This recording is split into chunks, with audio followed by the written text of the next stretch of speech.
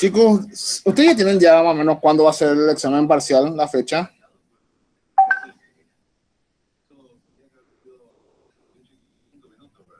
La secretaría le pasó más o menos la fecha tentativa de exámenes. El 19 empezamos, profe. 19, esperamos que día cae 19. Lunes. Lunes. Entonces, serían conmigo entonces el examen parcial. O tienen otra materia aparte de mí. Aparte de comercio, tienen otra materia ese día. No, profe, con usted nomás tenemos los lunes. Bueno, falta a 15 días estamos del parcial.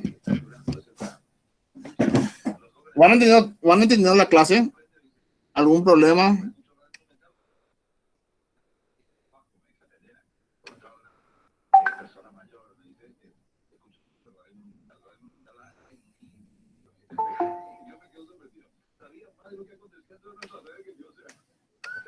Buenas, profesor, ¿qué tal?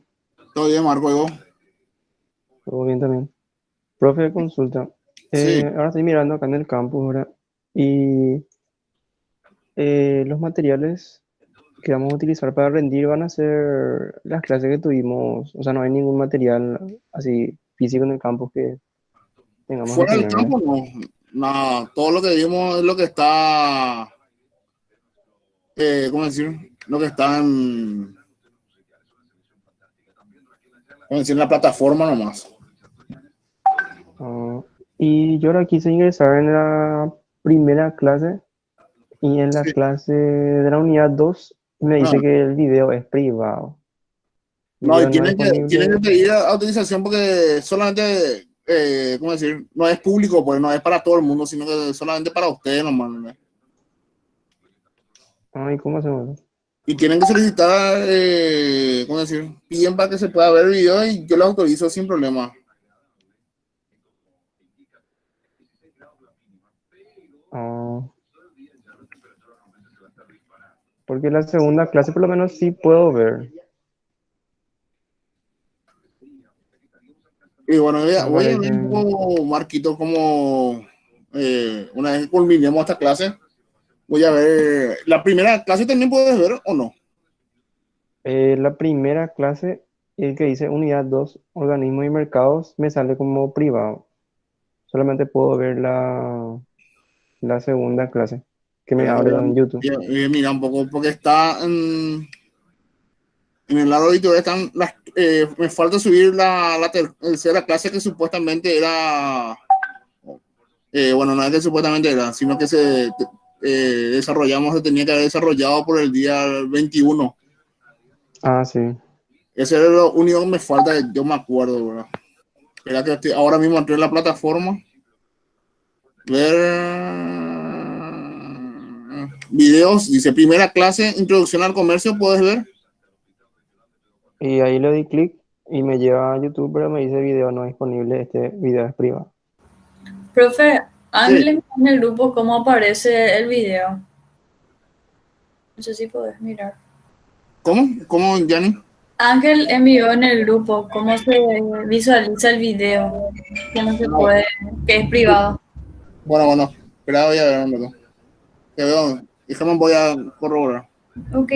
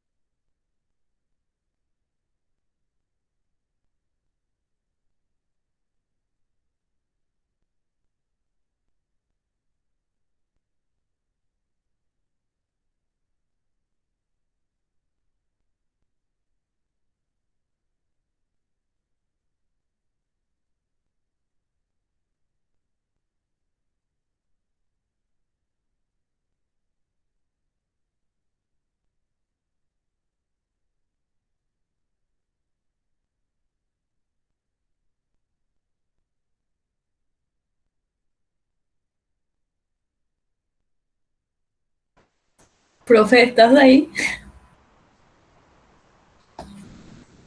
Profe, Creí que era el único que no escuchaba nada. creo que ya se nos fue, porque tampoco le veo en el de todos,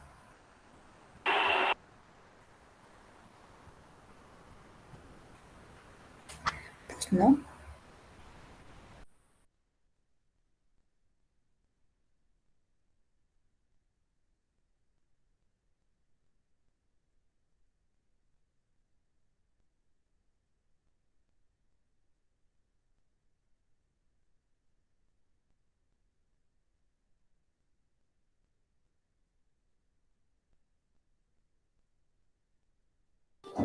Me desconectó un ratito, sin querer. Se me fue mi señal de internet. Chicos, déjenme yo ya ver cómo voy a solucionar este tema de lo que está pasando con el tema de los videos de las clases, ¿verdad? Dale, profe, gracias. Entonces, para que puedan estudiar tranquilo.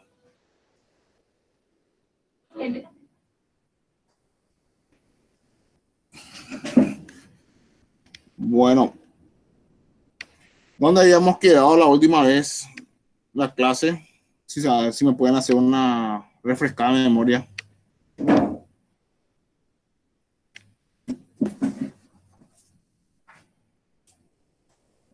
En la parte, creo que nos quedamos, profesor, cuando, en la parte de cuando la moneda de un país se devalúa, si más o menos no me recuerdo, cuando hay inflación o algo así, ¿verdad?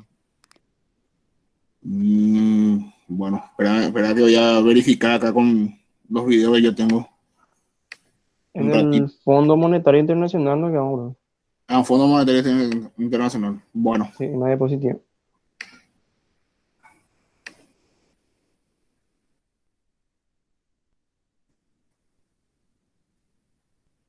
estamos nosotros entramos en la unidad en la parte de lo que son los organismos internacionales, ¿verdad? Eh, los cuales brindan un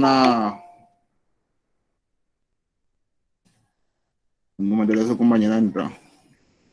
Brindan asistencia, ¿verdad? Para el que buscan el crecimiento y el desarrollo de principalmente de asociados y posteriormente también de otros países.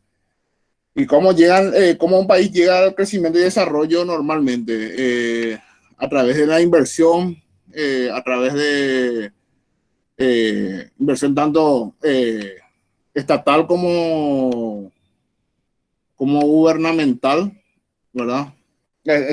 Disculpen, estatal como también del sector privado son los que ayudan al crecimiento, ¿verdad? También es importante mencionar, aparte del Fondo Monetario Internacional, existen otras instituciones como el Banco Mundial, ¿verdad? Vamos a ver si sale la... El Banco Mundial. El Banco Mundial es un organismo internacional especializado en las finanzas cuya principal actividad es la ayuda a los países en desarrollo que necesitan apoyo económico a través de préstamos o créditos que se encuentran en situaciones de pobreza. Fue creada en 1944 y es una organización que depende de las Naciones Unidas. Creada el año anterior, también se conoce como el nombre en inglés de World One, que es Banco Mundial en inglés. Es una de las instituciones más importantes a nivel mundial. Actualmente existen 189 miembros adheridos con oficinas por todo el mundo que contribuyen al equilibrio económico mundial. Todos los países miembros tienen un representante en el Banco Mundial en la Junta de Gobernadores. Los países más influyentes son Estados Unidos, Japón, Francia, Reino Unido. El Banco Mundial se mantiene gracias a las cuotas de los estados aportantes a fin de poder participar en la organización y en el pago de los intereses de los préstamos que se han ofrecido en el pasado y a la especulación de la bolsa de valores. ¿Qué organismo en el que se integra el Banco Mundial? Dice. El Banco Mundial está integrado por los siguientes organismos, por 5 organismos que son el Centro Internacional de Arreglo de diferencia a inversores, se encarga de solucionar las inversiones extranjeras entre países, por ejemplo, entre Estados Unidos y México, o por ejemplo, Alemania con Paraguay, por ejemplo, otro país que pueda ayudarnos también, Japón con Paraguay, ¿verdad? De repente si hay préstamos que nos quieran conceder esos países para nuestro desarrollo, por ejemplo, muchas veces no es el Banco Mundial, pero Japón, por ejemplo, suele donar para la parte de cultivo, por ejemplo. Y eso pagan el Banco Central japonés, ¿verdad? Esa ayuda que nos hace, esa asistencia que nos hacen a nosotros, ¿verdad? Taiwán mismo también muchas veces sacan préstamos para beneficiar a nosotros, por ejemplo, para el tema de construcción de casas para gente de escasos recursos. Taiwán, como es un país económicamente mucho más fiable a través de su política, tienen credibilidad, mejor dicho, jurídica, tiene una macroeconomía muy estable, tiene una certificación internacional muy alta. Entonces, ¿qué pasa? Para ellos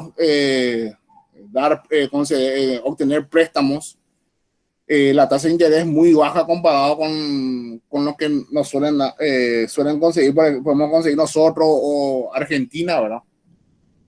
Pero muchas veces eso son casos muy raros lo que Taiwán nos suelen dar préstamos de ayuda para nosotros, en el sentido que ellos saquen préstamos para dar a nosotros. Muchas veces ellos mismos, a través de su política de ayuda como ellos le llaman a los hermanos, a los hermanos que le brindan el apoyo, como Paraguay, uno de los pocos países ya que le sigue brindando el apoyo como un país, para que sea un país independiente. El gobierno taiwanés concede varios beneficios. Por ejemplo, uno de los principales últimamente fue la apertura de su mercado, por ejemplo, para la importación de varios productos agrícolas nuestros, ¿verdad? Con la crisis económica, la crisis comercial que había entre Estados Unidos y China, no solamente China, sino que también los conflictos que ocasionaba esa guerra comercial que había entre Estados Unidos y China, repercutió que varios productos también nacionales no puedan entrar en el mercado norteamericano, que anteriormente tenían esa facilidad, ¿verdad? Entonces, a modo de ayuda, asistencia para nuestro país, Taiwán había concedido la apertura, ¿verdad?, del mercado taiwanés para muchos productos nuestros, que prácticamente su arancel era nulo o cero, vamos a decir, que anteriormente costaba para meter en el mercado taiwanés. Y eso que también conlleva también eso a nosotros, ¿verdad? Muchas veces a nosotros nos cuesta mucho meter nuestros productos en China continental, porque no somos aliados. Pero sí, los empresarios que suelen importar de Paraguay a Taiwán, los chinos importadores vuelven otra vez a exportar varias materias primas otra vez a China continental, como si fuera productos taiwaneses, ¿verdad? Pero más bien son las materias primas para transformarlo posteriormente en productos finales. El organismo también, ya que estábamos hablando hace rato del Fondo Monetario Internacional, el Fondo Monetario Internacional es uno de los organismos que más tiene presión en el sentido de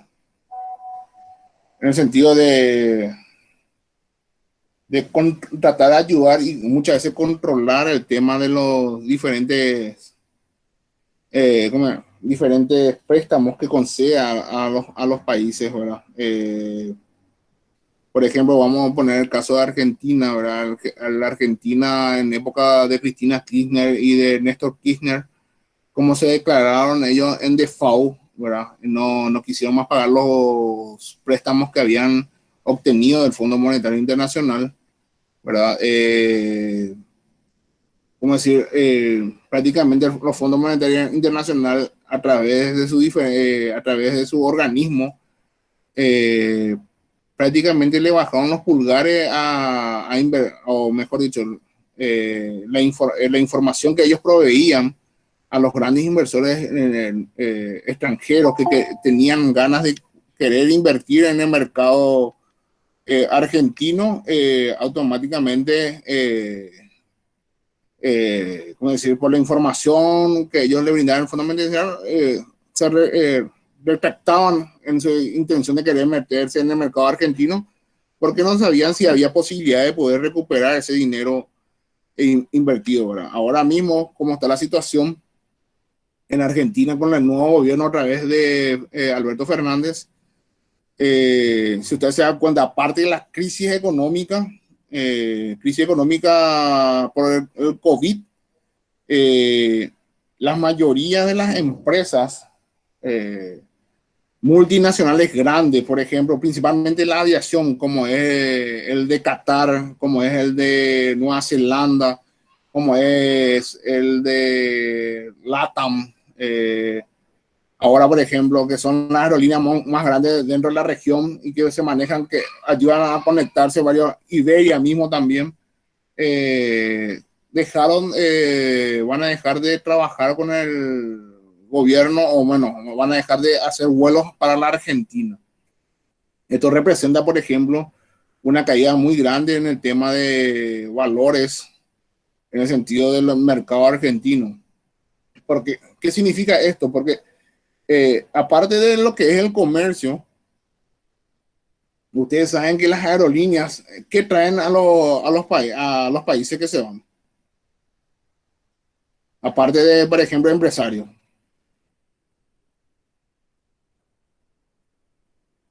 ¿Quién me puede decir?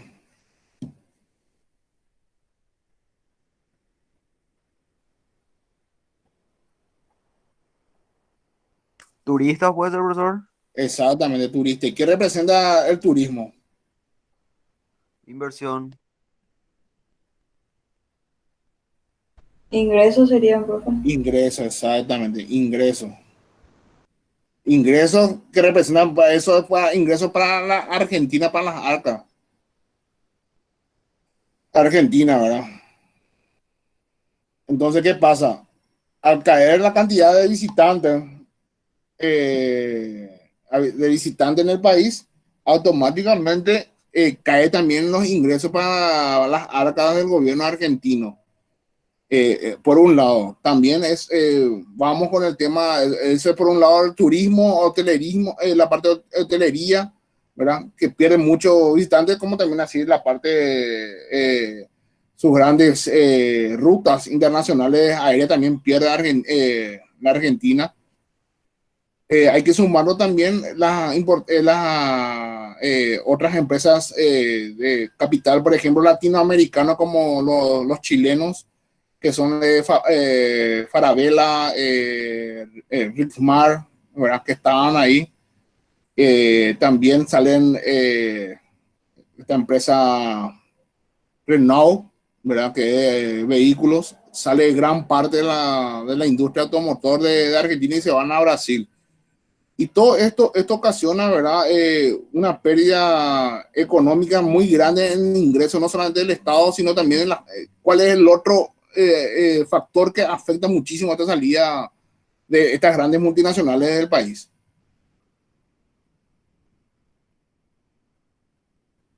Aparte del ingreso, ¿verdad? Que es algo muy fundamental.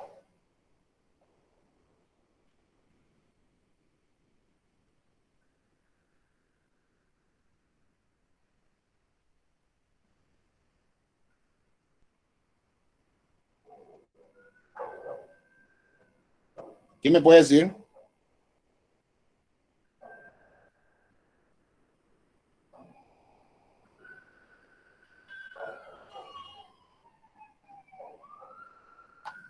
¿Cómo es la pregunta, profe? Aparte del ingreso que le producían a estas empresas al gobierno a través de los impuestos, a través de la venida de los turistas, ¿qué otra parte muy importante pierde la Argentina con la salida masiva de empresas multinacionales o de capital extranjero, por ejemplo? Puede ser, profesor, que pérdida de mano de obra, o sea, pérdida Ahí de... está muy bien, Ronald, muy bien, Ronald. Exactamente. ¿Cuál es el factor fundamental que le crea al salir? Le crea una gran masa de fuerza laboral caída o manos caídas, como se dice normalmente, o desempleo en términos más técnicos, ¿verdad? ¿Por qué? Porque al salir las empresas que hacen, le indemnizan a la gente y esta gente quedan prácticamente en la nada. Tienen sus ingresos, por no saber hasta cuánto tiempo va a sobrevivir. Pero ¿qué pasa? Le crean al gobierno una bolsa muy alta, ¿verdad? De desempleo, en el cual, como es la política argentina, que es una política socialista, en cierto modo, ¿verdad? La forma de hacer una economía medio de pensamiento social derecha, ¿verdad? En el sentido que es asistencialista, mejor dicho. Entonces, ¿qué pasa? Esta gente que dejaron de trabajar engrosan la lista de la gente que está desempleada y el Estado por lo menos le dan un asistencialismo prácticamente de 3 a 6 meses. Pero ¿qué pasa? Si ustedes se van viendo los cálculos o los análisis económicos de ese país, con las pérdidas de comercio internacional, engrosan los gastos referentes a la parte de asistencia o subsidio al desempleo. Entonces, ¿qué pasa? Lo que hace es, ¿cómo decir? Empobrece más a la economía argentina, ¿verdad? Por el motivo de que entonces, ¿qué haría? Que también esto acarrearía que la producción, ¿verdad? Interno bruta de Argentina decaiga comparado con otros países de la región como Brasil o Paraguay, aparte sumado a la crisis de la pandemia, más va a ir ayudada por la salida de varias empresas multinacionales que conllevan por sí mismo la caída de los ingresos en impuestos y la alza en la tasa de desempleo, ¿verdad? Por la crisis que se está pasando ahí. Juan, ¿entienden?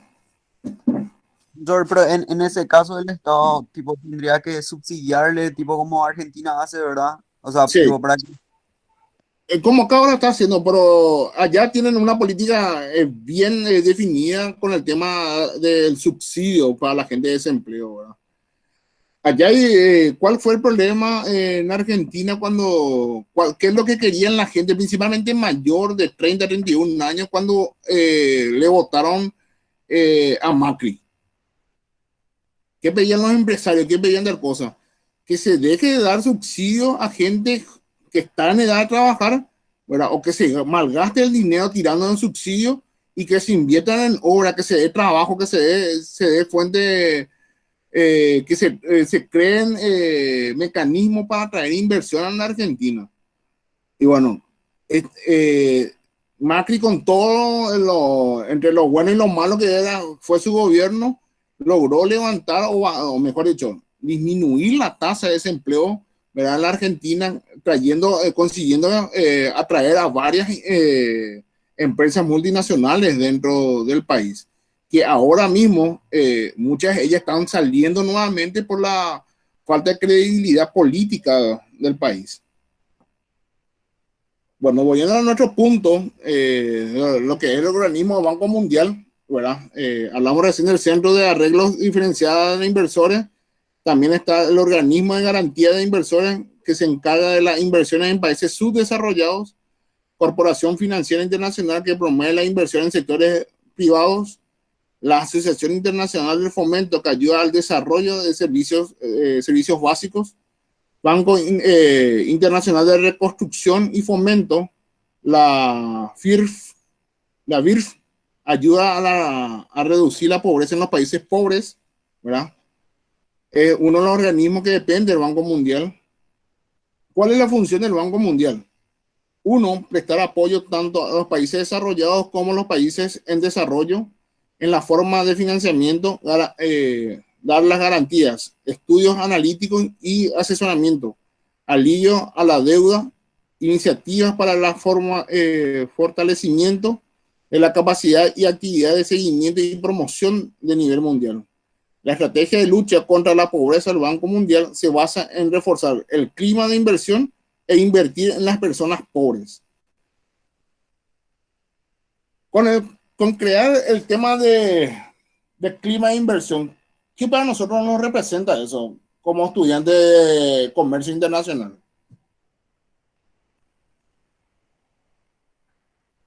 ¿Qué representa para nosotros?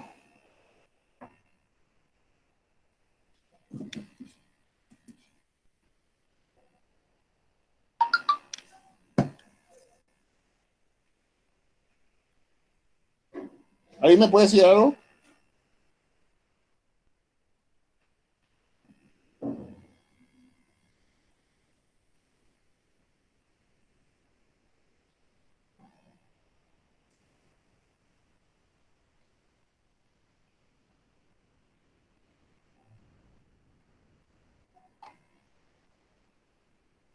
En el tema, en lo que se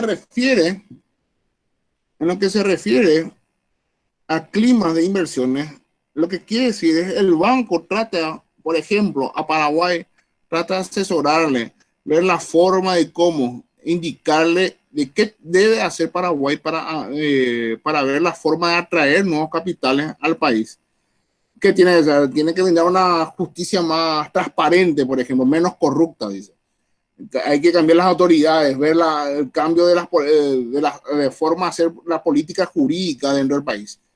Esto le da un marco de seguridad al inversor. El inversor quiere realizar, estar asegurado de que, por ejemplo, si alguien le quiere jugar sucio dentro del gobierno nacional o dentro de lo que es el país, él va a estar tranquilo que la justicia va a cumplir su papel, su rol principal justamente como para la redundancia, establecer justicia para en caso de que esta empresa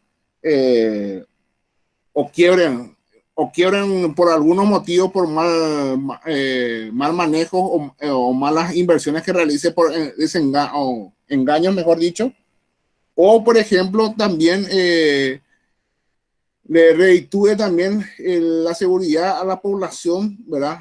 En el caso de, por ejemplo, como se está ocurriendo ahora, que hay empresas que le destituyen prácticamente a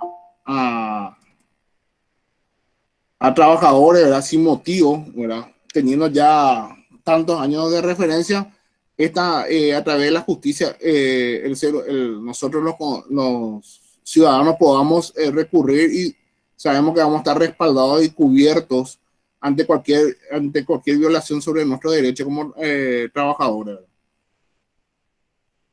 También otro de los asesoramientos es en el sector financiero, principalmente en lo que corresponde al presupuesto de ingresos y gastos de un país, ¿verdad? Le recomienda decir, bueno, señor presidente Mario Abdo Benítez, le recomendamos por favor que dejen de, por ejemplo, de meter muchos más funcionarios que representan una gran carga dentro de lo que es su presupuesto de la nación.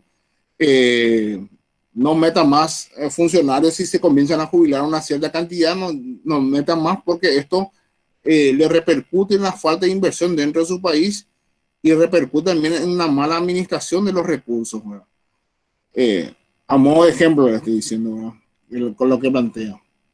Otro punto, hacer frente a los desafíos de la pobreza a través de los siguientes objetivos: erradicar la pobreza extrema y el hambre, lograr la educación primaria universal, ¿verdad? Que es lo que, por ejemplo, impulsa créditos para mi primera computadora, por ejemplo, que es una de las políticas que implementa el Banco Mundial en todos los países subdesarrollados. Promover la igualdad de género y el empoderamiento de la mujer, reducir la mortalidad infantil a través de la educación, la planificación, ¿verdad? Mejorar la salud materna, combatir el VIH, el paludismo y otras enfermedades, asegurar la sostenibilidad ambiental, ¿verdad? Promover la Alianza Mundial para el Desarrollo. Bueno, la otra institución que ayuda mucho, principalmente a América Latina, porque está fundado principalmente por países miembros, ¿verdad? de América Latina en sí, ¿verdad? Es el Banco Interamericano de Desarrollo, ¿verdad? El BID.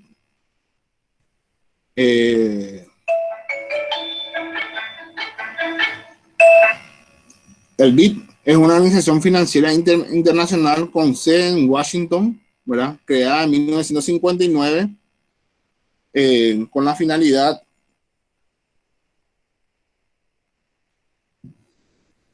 con el propósito de financiar proyectos viables de desarrollo económico, social e institucional, promover la integración comercial regional del área de América Latina y el Caribe. Las instituciones financieras de desarrollo regional más grandes de este tipo es más grande del tipo y su origen se remonta a la Confederación Interamericana de 1890. El objetivo del BID, ¿verdad?, es reducir la pobreza de América Latina y el Caribe, fomentar el crecimiento sostenible y duradero. En la actualidad, el BID es el banco regional de desarrollo más grande a nivel mundial y ha servido como modelo para otras instituciones similares a nivel regional y subregional. Acá, por ejemplo, como modelo le podemos poner el FONPLATA, ¿verdad?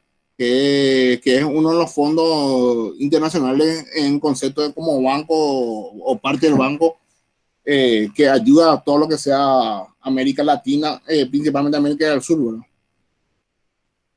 ¿verdad? Aunque nació en el seno de las organizaciones de Estado americano, OEA no guarda ninguna relación con esa institución panamericana ni con el Fondo Monetario Internacional o con el Banco Mundial. En la actualidad, su capital ordinario del banco asciende a más de 105 millones de dólares americanos, ¿verdad? Los miembros del BID, el banco es encabezado por una comisión de gobernadores que sirve de un directorio ejecutivo integrado por 14 miembros para supervisar el funcionamiento de la institución apoyándose en un equipo gerencial. La asamblea elige al presidente para un periodo de 5 años y a los miembros del directorio para un periodo de 3 años. Desde 1988, en 1982 fue el uruguayo Enrique Iglesias quien renunció en el cargo de 2005, el último presidente sudamericano, ¿verdad?, que estuvo como.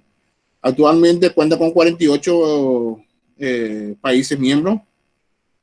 Se clasifican en dos tipos de miembros, no propietarios y miembros propietarios, ¿verdad? Los miembros no propietarios son 22 en total, no reciben financiamiento alguno, pero se benefician de las reglas de adquisición del banco del BID, ¿verdad?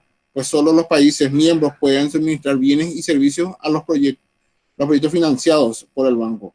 Los no propietarios son Alemania, los países como Alemania, Austria, Bélgica, Canadá, Croacia, Dinamarca, Eslovenia, España, Estados Unidos, Finlandia, Francia, Israel, Italia, Japón, Noruega, Países Bajos, que es Holanda, Portugal, Reino Unido, República Popular de China, Suiza y Suecia. Por otro lado, los 26 miembros propietarios de países poseen un conjunto del 50,2% del poder de voto del directorio y se dividen en dos grupos de acuerdo al porcentaje máximo de financiamiento que puede recibir. Grupo 1, Argentina, que están compuestos por Argentina, Bahamas, Barbados, Brasil, Chile, México, Trinidad y Tobago, Uruguay y Venezuela. Grupo 2, Belice, Bolivia, Colombia, Costa Rica, Ecuador, El Salvador, Guatemala, Guyana, Haití, Honduras, Jamaica, Nicaragua, Panamá, Paraguay, Perú, República Dominicana y Surinam.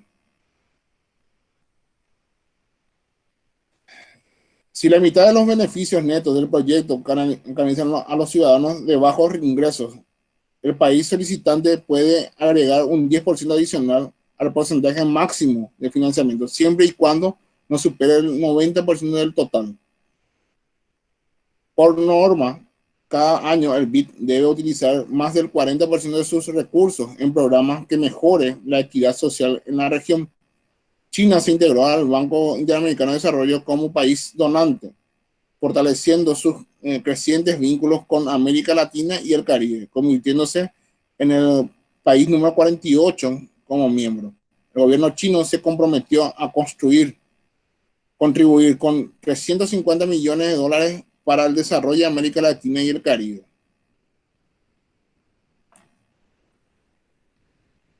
¿Qué tal hasta acá? ¿Van entendiendo? Sí, profe. Bueno. Esto más o menos esto es lo que es la parte de infraestructura. Esta unidad es mucho va con lo que son las fuentes de financiamiento, los organismos que apoyan al tema del comercio internacional, ¿verdad?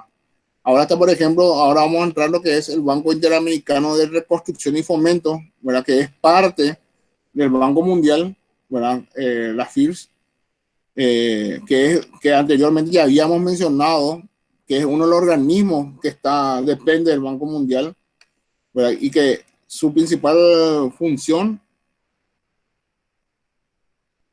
es la de ayudar a la reconstrucción y el fomento para ayudar al crecimiento de los países miembros, y más todavía en lo que se refiere a los países que van en vía de desarrollo o pobres, ¿verdad? Como es en el caso de algunos países en África, ¿verdad? Dice, el Banco Internacional de Reconstrucción y Fomento, la BID, es una de las 5 organizaciones financieras internacionales que forman parte del Banco Mundial. Ayuda a los países en desarrollo a la reducción de la pobreza, promoviendo el crecimiento económico y buscando generar prosperidad. El BIRS, llamado también Banco Interamericano de Reconstrucción y Desarrollo, fue fundado en el año 1944, después de la Segunda Guerra Mundial, siendo su principal objetivo ayudar a la reconstrucción de Europa. ¿Por qué este fue su principal? ¿Quién me puede decir? ¿Usted ya dio un macro? Sí, ya hablando.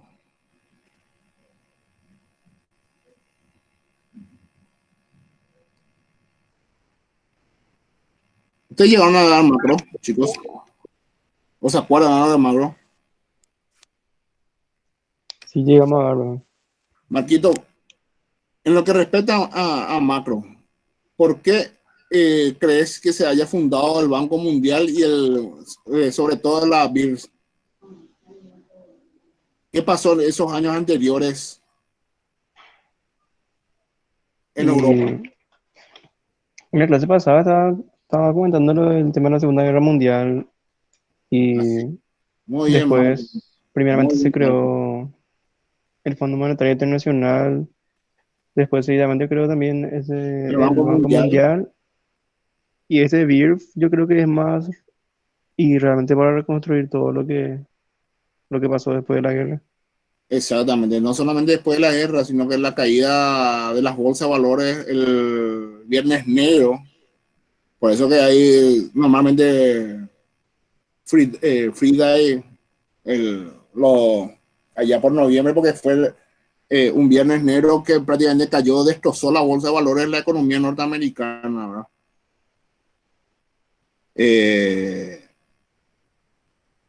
Este banco, a través de las políticas del planteamiento de John Maynard Keynes, que fue la de impulsar la reconstrucción de toda Europa a través del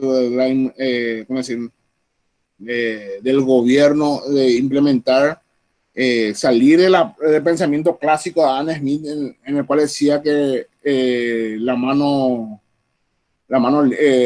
invisible es la que hace equilibrar la economía, ¿verdad? Volviendo a una realidad de aquella época. La no intervención del Estado no iba a lograr el crecimiento y la reconstrucción de esos países. Entonces, por tal motivo, el planteamiento de John Maynard Keynes es que en estos casos de crisis graves, ¿verdad? Como la caída, la destrucción de la economía norteamericana, que era el principal apoyo y soporte de toda Europa aliada a los Estados Unidos, ¿verdad? No, como Estados Unidos cayó económicamente, automáticamente todos los préstamos que conseguía a Inglaterra y a otros países aliados prácticamente se cortaron. Entonces, ¿qué pasa? Estos países prácticamente se vieron solos en el conflicto, ¿verdad? De reconstruirse, y la única forma era a través de la aplicación de políticas duras a través del gobierno, en el sentido de una inversión fuerte, a la parte de la construcción de políticas de incentivación, ¿verdad? Bajaron los impuestos, que hacen con la baja de impuestos hace que la gente quiere sacar préstamos para ya sea invertir en otras cosas, adquirir otras cosas. Y con la bajas tasas de impuestos, esto ayudó que muchos empresarios puedan volver a sacar préstamos para reconstruir la fábrica. Al reconstruir la fábrica, ¿qué conlleva eso a la creación de fuentes de trabajo? Con la creación de fuentes de trabajo y la apertura de fábrica hace que se produzcan productos, ¿verdad? Lo que significa un ingreso para el empresario y también con ese ingreso del empresario también significa un pago de salario para la gente. El agente que somos los diferentes. ¿Cuáles son los diferentes agentes dentro de una economía? La familia, la empresa, el gobierno y el resto del mundo, ¿verdad? Al haber, al recibir uno de los agentes económicos ingresos, esos ingresos vuelven a invertir en la adquisición de bienes y servicios, ¿verdad? Que posteriormente la adquisición de bienes y servicios conlleva también a ingresos para la empresa. La empresa vuelve a invertir esos ingresos en la adquisición de materia prima y ahí va llevando el circuito del flujo circular de la renta, ¿verdad? Bueno, volviendo otra vez a la BIRS, ¿verdad? Vemos que también fue, antes de continuar, también fue una fuerte ayuda al sector agrícola también. Hubo como política planteada por Keynes, ¿verdad? Para el desarrollo del sector agrícola, para incentivar justamente al campo a volver a reactivar, ¿verdad? Y no que deje mano de obra muy ociosa, ¿verdad? Bueno, la BIRS, esta institución ofrece recursos financieros, conocimientos, servicios técnicos y asesoría estratégica a los países en desarrollo, ya sean de ingresos medianos o ingresos bajos, pero con solvencia crediticia. Recursos financieros de la BIRS. La mayor parte de los fondos provienen de los mercados financieros mundiales a través del Banco Mundial y de las aportaciones de sus socios. Con una calificación crediticia de AAA, le ha permitido pedir préstamos a costos bajos y ofrecer a los países de ingresos medianos un acceso a la financiación con mejores condiciones, mayor volumen, mejor dicho, y el vencimiento más largo. Sus ingresos anuales provienen de la rentabilidad de sus patrimonios y de la margen de financiamiento. Principales funciones del BIRS, que son apoyar el programa de desarrollo humano y social, conservar la solidez financiera de los prestatarios, promover reformas con el objetivo de combatir la corrupción, crear un clima favorable a la inversión, facilitar el acceso a los mercados financieros. Hasta acá, ¿qué tal estamos?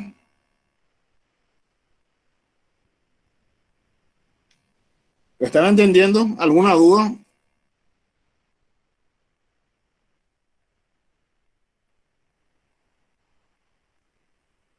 Bueno, continuemos. ¿Qué es el GATT?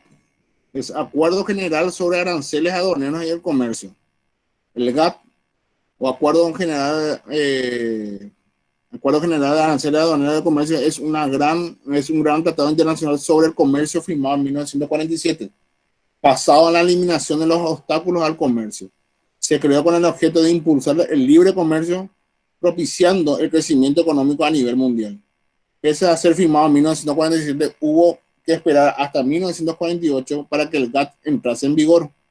Su finalidad era lograr la prosperidad económica a través del impulso del libre comercio, reduciendo y eliminando las barreras del comercio, tales como los aranceles. Para lograr estas metas tan ambiciosas, el GATT no solo apostaba a la reducción de los aranceles y otros obstáculos del comercio, sino por aplicar el mismo trato a todos los productos.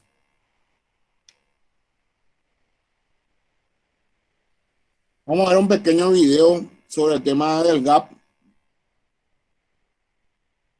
Si me pueden avisar si ven, por favor.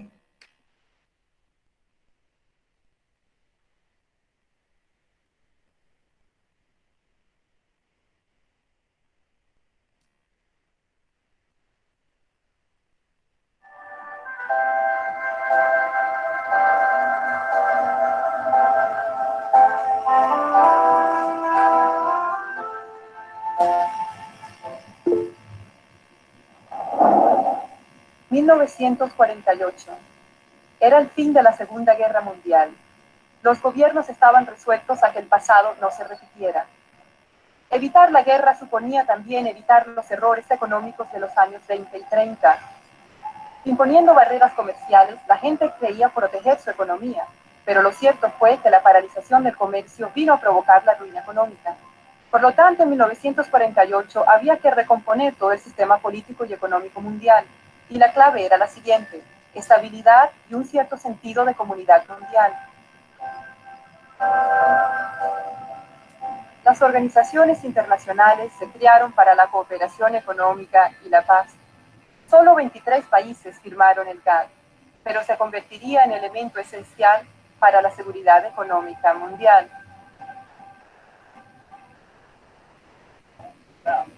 50 años más tarde, la Organización Mundial del Comercio tiene 132 países miembros. Ha hecho suyas las funciones del antiguo GATT, pero asimismo se ocupa de nuevos sectores del comercio: bancario internacional, telecomunicaciones, invenciones de tecnología avanzada. El GATT puso orden en la jungla del comercio mundial. Mucho mejor ser un organismo multilateral en el que los problemas entre países grandes y pequeños se dilucidan en un marco multilateral en el cual cualquier país puede tener aliados que lo apoyen en sus posiciones, que en el trato bilateral nos retrae un poquito a la ley de la jungla del comercio mundial, donde la relación entre países de distinta fuerza económica hace que el país de menor cuantía se vea un tanto en desventaja. Las normas definían lo que los gobiernos podían y no podían hacer en materia de política comercial. Por ejemplo, los países no podían discriminar entre sus interlocutores comerciales. El GATT vino a ser también un foro en el que los países miembros podían solucionar sus diferencias y negociar la reducción de los obstáculos al comercio. En el marco del GATT se celebraron 8 rondas de negociaciones comerciales de creciente complejidad. Todo esto brindó un clima más propicio para las inversiones y la creación de empleo. En sus 47 años de existencia, el GATT vio cómo desaparecían obstáculos comerciales y cómo el comercio mundial experimentaba un crecimiento sin precedentes. El número de sus miembros, que en un principio era de 23, aumentó hasta alcanzar los 128. La mayoría eran países en desarrollo a los que se dispensó un trato especial para ayudarles a adaptarse a las normas del GATT. En los años 1970, un primer intento serio por revisar las reglas del GATT solamente alcanzó un éxito parcial. Solo algunos países firmaron todos los nuevos acuerdos de la Ronda de Tokio. Entretanto, la economía mundial atravesaba un periodo espinoso debido a los bruscos aumentos de los precios del petróleo y a las perturbaciones financieras. El proteccionismo amenazaba con volver al comercio mundial. Luego, en 1986, ministros de todo el mundo se reunieron en Punta del Este, Uruguay, para iniciar un acontecimiento que iba a transformar el comercio mundial, la 8ª ronda de negociaciones del GATT, la Ronda Uruguay. La ronda duró 7 años y medio y al final participaron en ella 125 países. Vino a ser la más importante y más compleja negociación de la historia. Las negociaciones versaron sobre algunos de los temas más candentes del momento, por lo que los intereses en juego eran muy importantes. Al mismo tiempo hay un sentido de crisis, pero también una respuesta muy responsable a la situación y un deseo colectivo de que el sistema comercial multilateral controle la situación.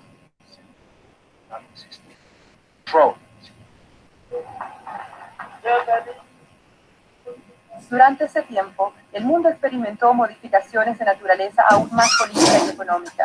Caían los muros de la Europa Oriental y el antiguo bloque soviético, cuyas economías se orientaban hacia los mecanismos del mercado y el comercio internacional. Eran también cada vez más numerosos los países en desarrollo que comprendían lo mucho que podían ganar abriendo sus mercados y participando de manera más amplia en el comercio mundial. Al final, cuando los ministros se reunieron en Marrakech en abril de 1994, tenían ante sí un acuerdo que representa la reforma más trascendental del sistema de comercio desde la creación del GATT. El acuerdo de la Ronda Uruguay es complejo, pero puede resumirse en dos logros importantes. El primero es la creación de una organización nueva, de condición jurídica plena, la Organización Mundial del Comercio. Creo que es indispensable, tanto desde el punto de vista económico como político, que se asigne a la OMC la función que para ella se prevé en las futuras negociaciones de la Ronda Uruguay. De no ser así, el mundo en el que rápidamente nos adentraríamos sería un mundo dividido de bloques de países en comunidad, de esferas de influencia, o del tipo de ventajas que en otro tiempo condujeron a guerras y enfrentamientos. El segundo logro es que los acuerdos de la Organización Mundial del Comercio forman un todo con un ámbito de aplicación de amplitud sin precedentes. La primera reforma importante del comercio de productos agrícolas. La reducción gradual de las prolongadas restricciones sobre los textiles y el vestido. Una nueva reducción sustancial de los niveles arancelarios. Las primeras normas internacionales de comercio en el sector de servicios y de la propiedad intelectual. Y un sistema más efectivo de solución de diferencias. Todas las decisiones de la Ronda Uruguay fueron tomadas por consenso durante toda la ronda. Es decir, que en un momento hubo un país que al final de los finales se opusiera. Hay flexibilidad. Por ejemplo, a los países en desarrollo se les da más tiempo para adaptarse, pero al final ninguno desiste. No se pierde soberanía por adherirse a la Organización Mundial del Comercio. Esencialmente, la OMC representa un contrato entre países. Pasemos ahora al terreno personal. Yo firmo contratos. No hay duda de que restringen mi conducta, de que limitan mi posibilidad de actuar, pero lo hago porque sus beneficios me compensan.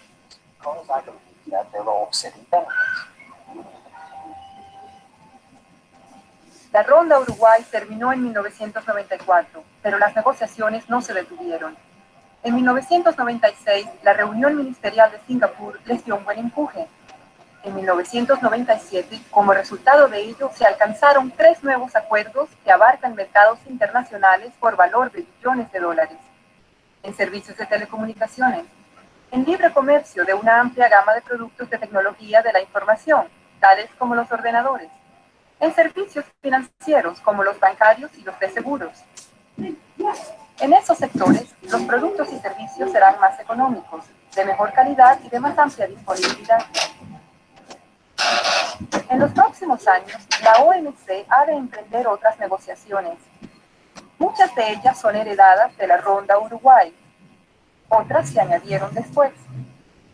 Las principales negociaciones nuevas sobre agricultura, servicios y otros sectores están previstas para fines de siglo. La mayor parte de los acuerdos de la Ronda Uruguay serán sometidos a examen. Todos ellos son esenciales para mantener actualizado el sistema. Además, los miembros de la OMC están estudiando las prácticas de competencia y antimonopolio, la transparencia en la contratación pública, las inversiones y otras cuestiones más. Desean comprobar si hacen falta nuevas normas. El volumen del comercio mundial es hoy día 15 veces mayor que hace 50 años. En la mayoría de los países, el sistema de comercio ha aportado una contribución vital al crecimiento económico, al desarrollo y al progreso técnico. Let's remember that en 1950 los Estados Unidos era el país más rico, seguido de Canadá y Europa. Japón alcanzaba un 6º lugar. Adoptamos una política de apertura y el resultado fue la competencia. Hoy, nuestros niveles de salario son bastante parecidos en todo el mundo desarrollado. Lo mismo cabe decir de los países en desarrollo dinámicos que adoptaron políticas de apertura y se integraron en la economía mundial. Creo que este es el gran atractivo de un sistema de comercio abierto. Es precisamente un mecanismo para corregir los desequilibrios y las desigualdades que existen en la economía mundial. Pero junto a esta prometedora situación, la pobreza persiste. A los países menos adelantados les resulta difícil aprovechar los beneficios del sistema de comercio. Mi país, que forma parte del grupo de los países menos adelantados, sigue con interés el proceso actual de mundialización. Estamos persuadidos de que ese proceso, bien conducido, puede fomentar un crecimiento armonioso de la economía mundial, un crecimiento atento a reducir la brecha existente entre países ricos y pobres.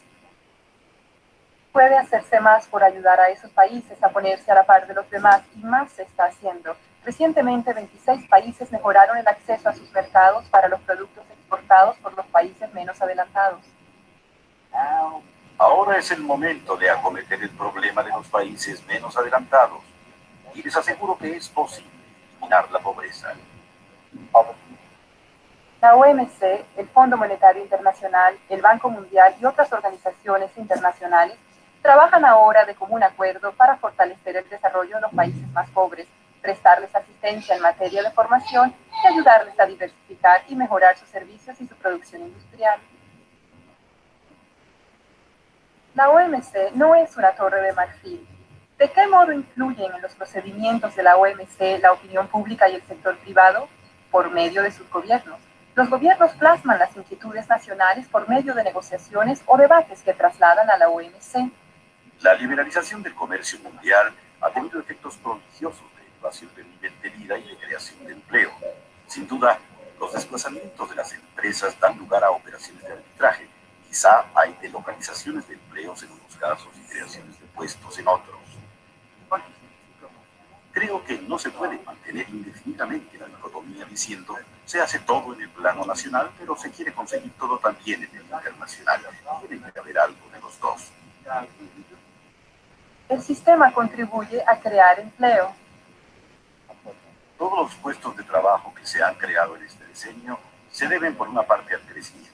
Por otra, el aumento de los salarios ha generado en los mercados un nuevo poder de compra que a su vez ha desarrollado la capacidad de las empresas que se han visto obligadas a contratar personal. Todo esto está encadenado.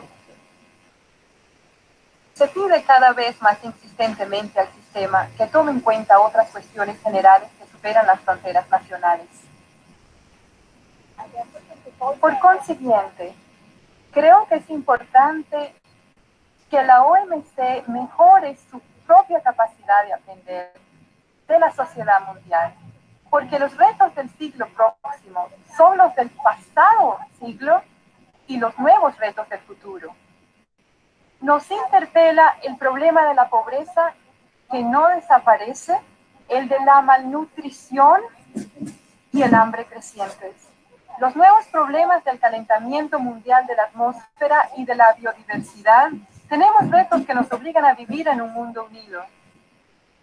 Las normas de comercio dan a los gobiernos plena libertad para proteger su medio ambiente, aplicar políticas sociales que promuevan el bienestar de su población y perseguir todos esos objetivos a través de otras organizaciones internacionales si así lo desean. El cometido de la OMC es lograr que esos objetivos legítimos no se conviertan en un proteccionismo encubierto.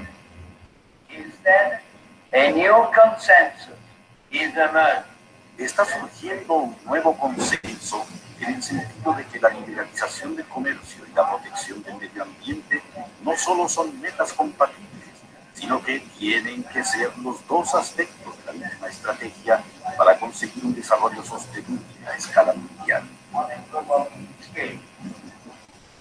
De cara al futuro, la Organización Mundial del Comercio afronta varios desafíos.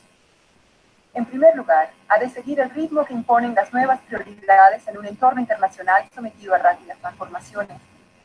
Lo que no es menos importante, las nuevas tecnologías de la información hacen que el tiempo y el espacio se contraigan, tendrán para el comercio internacional efectos de grande alcance. En segundo lugar, la OMC tiene que lograr que las normas se apliquen en la mayor parte del mundo que sea posible. Y eso quiere decir que habrá que incorporar nuevos países al sistema, incluso las pocas grandes potencias comerciales que aún están fuera de él, como China y Rusia. En tercer lugar, los miembros de la OMC quieren conseguir que los grupos económicos regionales establecidos por todo el mundo apoyen el sistema mundial. Y en cuarto término, por ser de ámbito mundial, ese sistema ha de velar por los intereses de los países más pobres, de manera que ellos puedan gozar plenamente de las oportunidades que ofrece un sistema comercial vigoroso y actualizado. Y tal vez el más importante de todo, lograr que el sistema responda a las aspiraciones de la gente en cada uno de los países miembros. Estos desafíos globales no pueden resolverse con imposiciones recíprocas de políticas o valores. But I think that the main challenge Creo que el objetivo principal es crear un sistema universal que englobe a todas las naciones del mundo en un sistema basado en normas, no en un sistema de poder. Sistema en el cual las relaciones se establezcan por las normas que se han acordado conjuntamente y no sean relaciones de poder. Sin duda, es este un objetivo muy revolucionario.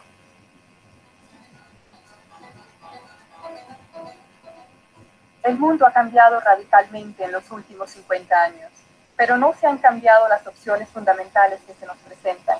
Los gobiernos han aceptado la no discriminación y el consenso como la base de sus relaciones económicas. Han contribuido así a hacer del mundo un lugar más seguro.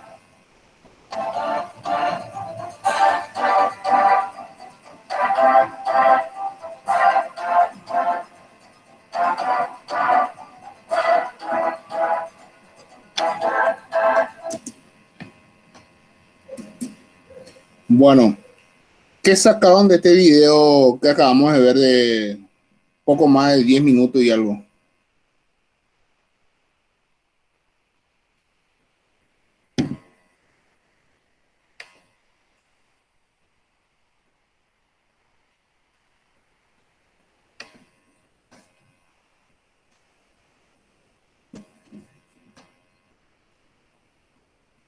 ¿Alguien me puede decir? Indicar. Según lo que yo entendí, profesor, de todo el video, el GATT, vamos a decirle que es como un organismo, ¿verdad? Del cual son miembros de varios países. Y lo que se busca es que con esa organización los países pobres también puedan, vamos a decirle, participar igual que los países más poderosos, tengan más posibilidades de, vamos a decirlo, ofrecer sus productos sin tantos problemas. El Sin tema de barreras. sin ninguna barrera. Así es, Y Marco. más Así es. sobre eso. Acá hablamos sobre dos organizaciones específicamente. El GATT, como se inicia inicialmente, ¿verdad? Que fueron los acuerdos arancelarios a nivel internacional que posteriormente, en 1984, 90 por ahí, cambia a lo que es ahora conocido como la OMC, que es Organización Mundial del Comercio, que eso es lo que menciona la última parte, ¿verdad? Y la finalidad principal de esto es ayudar a achicar la gran brecha entre los países pobres, países desarrollados y los países ricos, más todavía entre los países ricos y pobres, ¿verdad? Ayudarle a estos países, tanto pobres como desarrollados, subdesarrollados, a poder invertir a inyectarle una fuerte inversión que conlleva, que esto va a conllevar a sí mismo también a una mejor producción, una mejor calidad en la educación, una mejor calidad en la mano de obra, ¿verdad? Y con esto también es tratar de resolver en cierto modo uno de los grandes dilemas de la economía, que es lo que se refiere a la escasez, ¿verdad? ¿Por qué la escasez? Porque siempre la escasez es un punto fundamental en el que no todos los recursos son finitos, vamos a decir, o infinitos, ¿verdad? Hay recursos que de acuerdo a su precio, su valor o la existencia, no hay en todas partes. Por ejemplo, como el diamante, ¿verdad? El diamante no todo el mundo produce, sino que hay determinadas zonas dentro del planeta, como en Sudáfrica. Dice que acá hay también diamantes, ¿verdad? Hay en la zona de Cerro León, u otros países donde sí se puede producir ese mineral precioso que tiene mucho valor, ¿verdad? Pero no todo el mundo puede adquirir. Pero acá lo fundamental del comercio, ¿verdad? Así como el GATT, como también los otros, es velar por el crecimiento de un país, tanto en lo económico como en lo educativo, como también sacarle a esos países subdesarrollados, o países de extrema pobreza como nuestros hermanos africanos, ¿verdad? Sacarle esa extrema pobreza y puedan ver ellos no estar pasando lo que están pasando, por ejemplo. Esto también va consigo, la organización OMC, va consigo también el trabajo en conjunto que hace con el Banco Mundial, Banco Fondo Monetario Internacional y otras organizaciones de incentivo económico, financiero, de inyección en inversión, ¿verdad? Que tratan de ayudar a esos países a salir de las zonas donde se encuentran. Y bueno, creo que con esto terminamos hoy, ¿verdad? Y continuamos la siguiente clase, ¿me parece? Vamos a hablar lo que es en parte lo que es también la siguiente clase, vamos a hablar lo que es en parte lo que es la OMC, la Organización Mundial del Comercio. ¿Le parece? Sí, profe. Bueno, profe. Sí, profe. ¿Entendieron la clase? ¿Alguna duda al respecto? No traten, no se vayan con la duda, sino que consulten, ¿verdad? En todo caso, si no tienen vergüenza para consultar en el grupo, escríbanme al WhatsApp, ¿verdad? No hay ningún inconveniente y yo le voy a estar respondiendo al respecto, ¿verdad?